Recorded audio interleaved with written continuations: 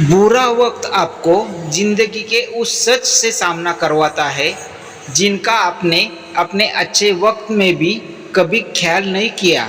एक राजा अपनी 4 रानियों में से चौथी रानी को सबसे ज़्यादा प्यार करता था। उसे महंगे कपड़े और बेहतरीन खाना खिलाता था। वो उसे केवल सबसे अच्छा देता था। वो अपनी तीसरी पत्नी से भी बहुत प्यार करता था। उसका आसपास के राज्यों में बखान करता था, मगर उसे डर था कि वो एक दिन उसे छोड़ देगी। वो अपने दूसरे पत्नी से भी प्यार करता था और वो उसकी हमराज थी। उसके साथ हमेशा सहानुभूति, इज्जत और धैर्य से रहती थी।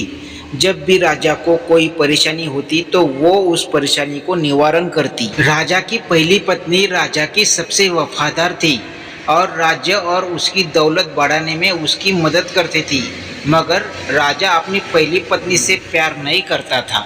एक बार राजा बीमार पड़ गया और उसे समझ आ गया कि अपने पास समय बहुत कम है। इसलिए उसने अपने चौथी पत्नी से पूछा कि मैंने सबसे ज़्यादा तुमसे प्यार किया और ख्याल भी रखा है, तुम्हें सबसे महंगी चीज़ों से नवाजा भी है। अब जब मैं मरने जा रहा हूँ, क्या तुम मेरा साथ देने मेरे साथ चलोगी? तब उसकी चौथी पत्नी जवाब दिया कि बिल्कुल नहीं। उसकी बात राजा के दिल में छुरी जैसी चुभी। अब दुखी राजा ने अपने तीसरे पत्नी से पूछा कि मैंने सारी जिंदगी तुमसे प्यार किया है, अब मैं जा रहा हूँ, क्या तुम मेरे साथ चलोगी? तीसरी पत्नी ने भी जवाब दिया, नहीं, जिंदगी बहुत अच्छी है और जब तुम मरोगे तब मैं दोबारा शादी करूँगी।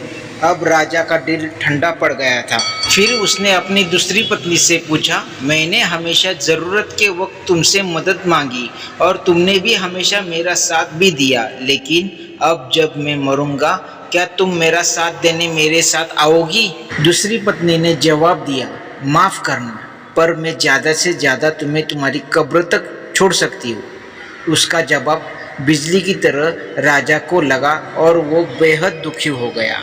तभी एक आवाज़ आई, मैं आपके साथ चलूँगी, जहाँ आप जाएंगे वहाँ मैं आऊँगी। राजा ने अपनी नज़र घुमाई तो उसकी पहली पत्नी खड़ी थी।